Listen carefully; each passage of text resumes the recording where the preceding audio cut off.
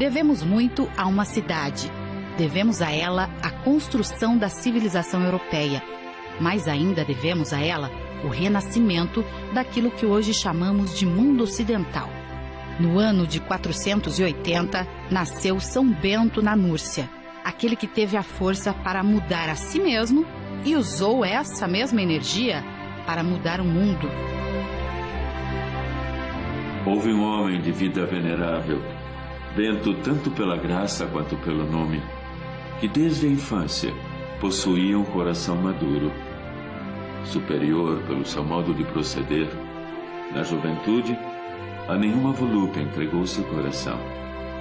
E assim, enquanto se achava nesta terra, da qual por algum tempo pudera gozar livremente, desprezou como já murchas as flores do mundo. As obras de Bento falam por si, mas quase tudo o que se sabe sobre sua vida pessoal chegou até nós graças aos diálogos de São Gregório Magno, biógrafo e o primeiro monge a ser eleito papa. Em seu livro, ele registrou os maravilhosos fatos que ouviu e sobre os quais pesquisou por toda a vida. Bento tinha apenas 13 anos quando partiu para a Cidade Eterna. Mas era maduro o suficiente para, em pouco tempo, perceber que a superficialidade que tomava conta da vida social de Roma havia invadido também as suas escolas. A Roma daquele tempo era o que ele menos queria. Logo entendeu que os professores estavam mais preocupados em agradar as famílias ricas do que em corrigir aquela geração de jovens mimados e irresponsáveis, para os quais o conhecimento era a menor das preocupações. Temendo ser engolido pelo rasteiro materialismo e a vida de aparências, decidiu preparar-se sozinho para, um dia, poder ajudar aquelas pessoas. Para isso, teve a coragem não apenas de deixar a escola e sair de Roma, mas de renunciar aos bens e proteção de sua família.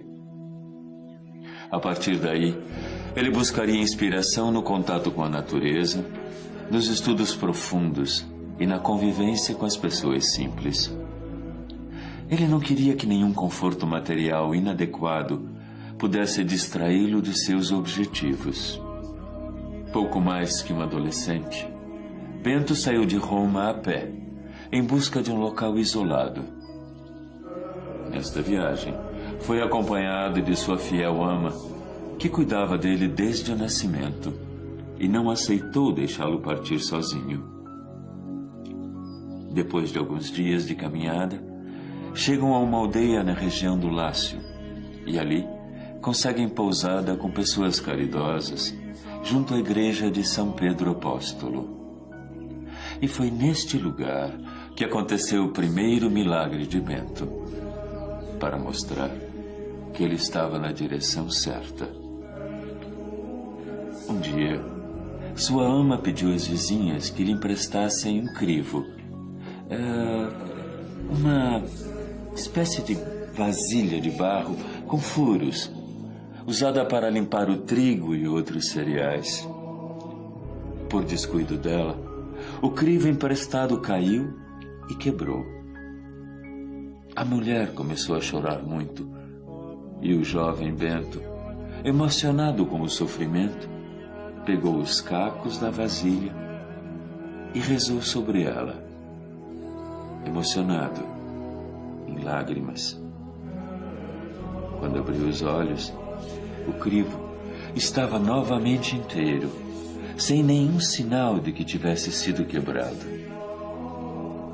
Em pouco tempo, todos os habitantes da região já sabiam do milagre. Penduraram então o vaso restaurado na porta da igreja São Pedro Apóstolo, para que todos se admirassem do poder da fé do jovem Bento, que apenas iniciava sua vida religiosa. A vasilha ficou ali por décadas e sobreviveu a tudo e a todos.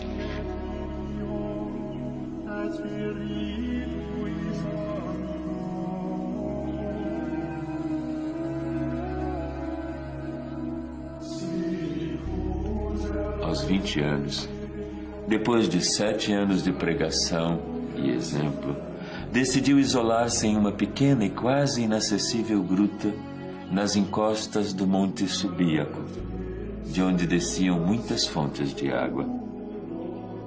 No caminho, encontrou um velho monge chamado Romano e a ele contou seus planos.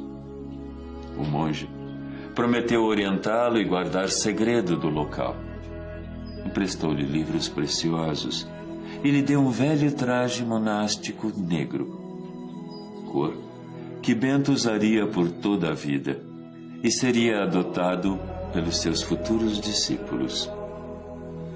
Além disso, de tempos em tempos, levava a Bento um pedaço de pão que tirava de sua própria ração diária. Não havia caminho do mosteiro de Romano à gruta, pois um rochedo bloqueava o caminho pelo alto. O bom monge, então, descia o pão pendurado a uma corda comprida, com um sino na ponta, para que Bento soubesse que era hora de pegar o alimento. Bento passou 3 anos como um eremita, sem receber visitas, orando, lendo, meditando, exercitando os dons espirituais. Até que um dia acaba sendo descoberto por pastores que buscavam suas cabras perdidas. Os jovens, ao mesmo tempo que estranharam a sua aparência, sentiram-se atraídos pelo seu ar bondoso e inteligente. Os pastores passaram a visitá-lo para pedir conselhos e orações. Aos poucos, espalharam a notícia de que ali vivia um homem poderoso, santo e sábio. Jovens de toda a região, vendo seu exemplo, convertiam-se e queriam imitá-lo. Depois de muitos sinais do céu, e inspirado pela sua fé, Bento chega à conclusão de que o seu período de reclusão chegava ao fim.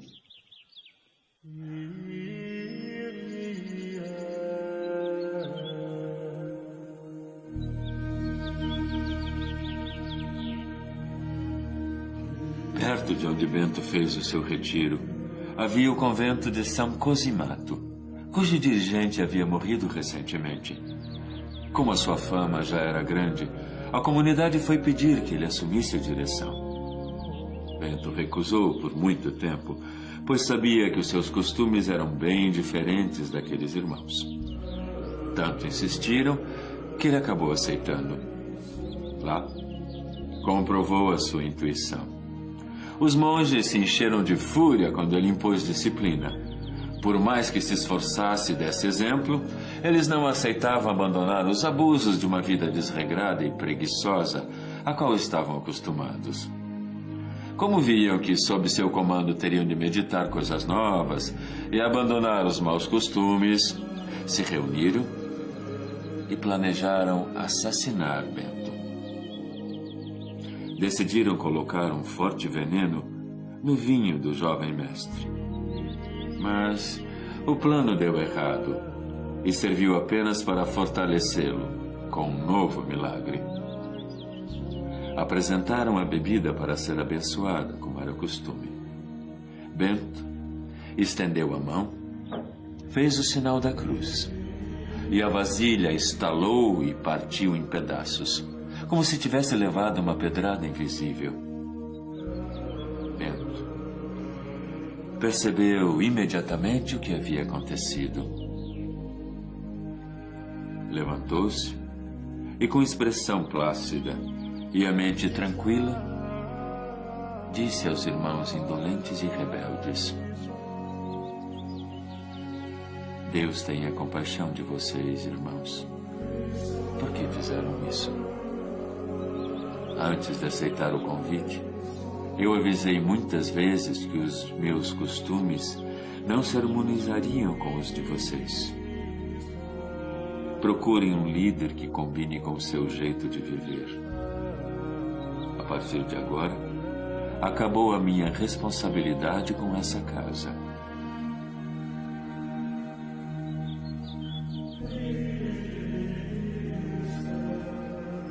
Bento deixou o mosteiro, voltou para Subíaco, recebido entusiasticamente por jovens cheios de energia e fé. Entre eles, os futuros santos Plácido e Mauro. Resolve emigrar para a região de Nápoles.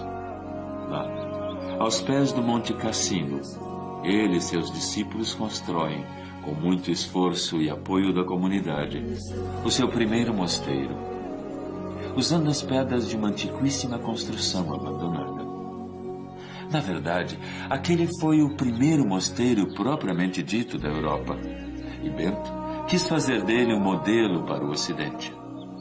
Para isso, estudou a fundo os regulamentos dos mosteiros orientais, assimilando o que havia de melhor e adaptando o restante ao espírito romano.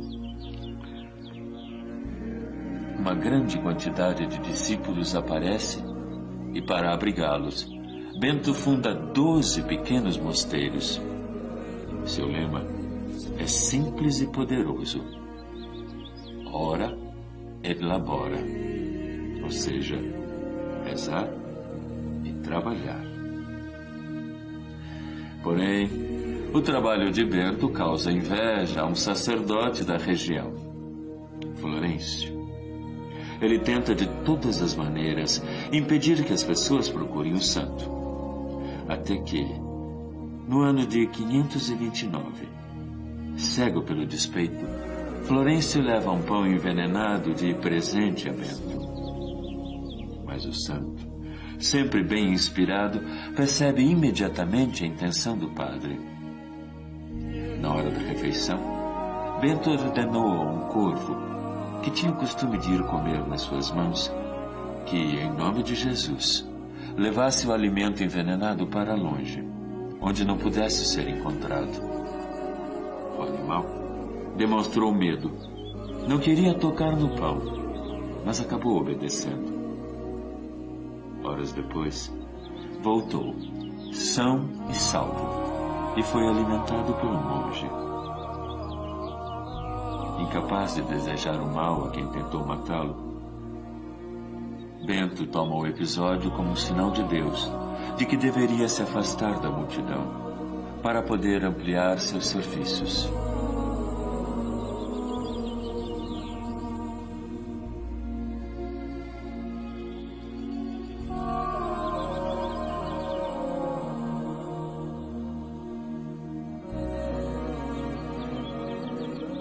Aos 50 anos, deixa o vale para morar no alto da montanha, onde começa a construção de Monte Cassino, que se tornaria o grande centro propulsor da mensagem beneditina, sob o emblema da cruz e do arado. A partir daí, a proposta de Bento começou a se expandir de forma impressionante. A poucos quilômetros dali, Santa Escolástica, sua irmã gêmea, adotou as mesmas regras para as mulheres, dando origem à Ordem das Monjas Beneditinas. Graças a esse monge, de modo simples, salvaram-se da destruição e do esquecimento os tesouros milenares da cultura, da arte, da literatura e da ciência, sem as quais o Ocidente estaria condenado às trevas. Durante muitos séculos, os estudiosos, os doutores, os cientistas e os professores, que passaram conhecimento às novas gerações, pertenciam quase todos à família espiritual de São Bento. Dos mosteiros surgiram a excelência na fabricação de instrumentos científicos e de trabalho, a cópia sistemática de livros preciosos, o combate à escravatura, o estabelecimento do direito público e privado das nações, o ensino. A grande eficácia dos regulamentos estabelecidos por São Bento para seus mosteiros fez com que eles fossem adotados por quase todas as demais ordens religiosas. Para divulgar e facilitar a sua execução, ele escreveu, a partir de 534, os 73 capítulos da Regra dos Mosteiros, equilibrada, moderada e sensata. Ela é seguida até os dias de hoje. O poderoso fermento espiritual presente na obra de Bento, expandiu a sua mensagem muito além de sua pequena cidade e do seu país, para forjar o rosto do mundo ocidental, a partir da fé, partilhada entre diferentes povos. Os mosteiros de São Bento formaram pessoas que passaram a história da nossa civilização pela sua sabedoria, ciência e santidade. Eles eram escolas, hospitais, laboratórios, hospedarias que espalhavam a luz que mais tarde revolucionaria o mundo com o humanismo e a renascença. Além disso, ensinaram aos povos da Europa novas técnicas de agricultura, criação de animais, preparo e conservação de alimentos. Até hoje, as regiões no entorno dos mosteiros são centros de excelência mundial na produção de queijos, presuntos, salames, linguiças, vinhos, cervejas, doces, compotas e conservas. E a Igreja deve a essas oficinas de oração e trabalho nada mais, nada menos que 23 papas, 5.000 bispos e cerca de 3.000 santos canonizados. A vida de São Bento foi cercada de fatos extraordinários. Por inúmeras vezes, ele livrou a si mesmo, irmãos monges e pessoas do povo da influência de espíritos malignos, e por isso é visto por muitos como um poderoso exorcista. Bento tinha também, em alto grau, os dons da visão à distância, da leitura de pensamentos e previsão do futuro. Foram muitas as profecias do santo, inclusive sobre a destruição do mosteiro, primeiro pelos lombardos e muito tempo depois, na Segunda Guerra Mundial. Em 15 de fevereiro de 1944, com o falso argumento de que havia um grupo de controle e observação do exército nazista escondido atrás de seus muros, intransponíveis por terra, o mosteiro de Monte Cassino foi destruído por 1.400 toneladas de bombas lançadas pela Força Aérea Americana.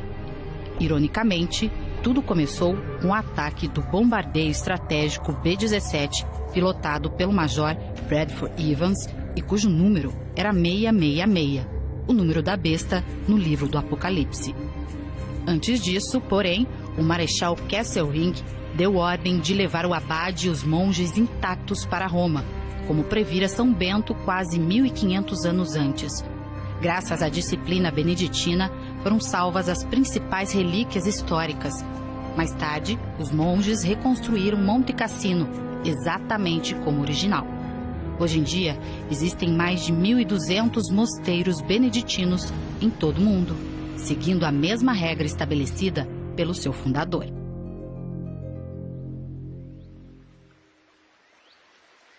Confirmando uma de suas profecias, São Bento morreu em 21 de março de 547, aos 67 anos, 42 dias depois da irmã, Santa Escolástica, deixando um legado incalculável. A pequena gruta em que ele viveu como eremita por 3 anos é até hoje uma fonte inesgotável de incontáveis milagres.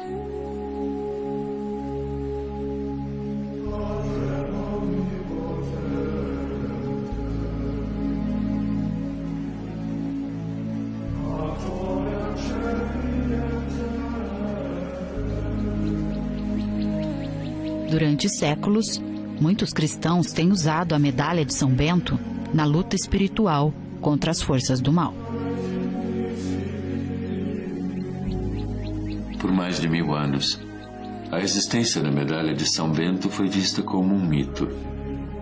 Até que em 1647, ela foi redescoberta nas paredes da antiquíssima abadia beneditina de São Miguel, na Alemanha, onde estava oculta há séculos. Cuidadosamente entalhada na parede, a medalha crucifixo trazia uma fórmula, isto é, um resumo, feito apenas com as iniciais das palavras de uma oração que ninguém conhecia. Examinando os livros do mosteiro, os estudiosos encontraram uma ilustração de 1415, na qual São Bento aparecia segurando uma cruz e uma flâmula que, para a alegria deles, continha exatamente a oração da medalha. Os versos são considerados uma forma de exorcismo, um pedido de proteção contra as tentações e os maus pensamentos. E se tornaram famosos com o nome de Vade Retro Satana. A medalha tem na frente a imagem de São Bento trazendo nas mãos uma cruz e um livro aberto com a frase: sejamos protegidos pela sua presença na hora de nossa morte. No verso, há uma imagem da cruz e as letras iniciais da poderosa oração que você está convidado a utilizar sempre que estiver precisando. A cruz sagrada seja a minha luz. Não seja o dragão o meu guia. Retira de Satanás. Nunca me aconselhes coisas vãs. É mal o que me ofereces. Bebe tu mesmo o teu veneno.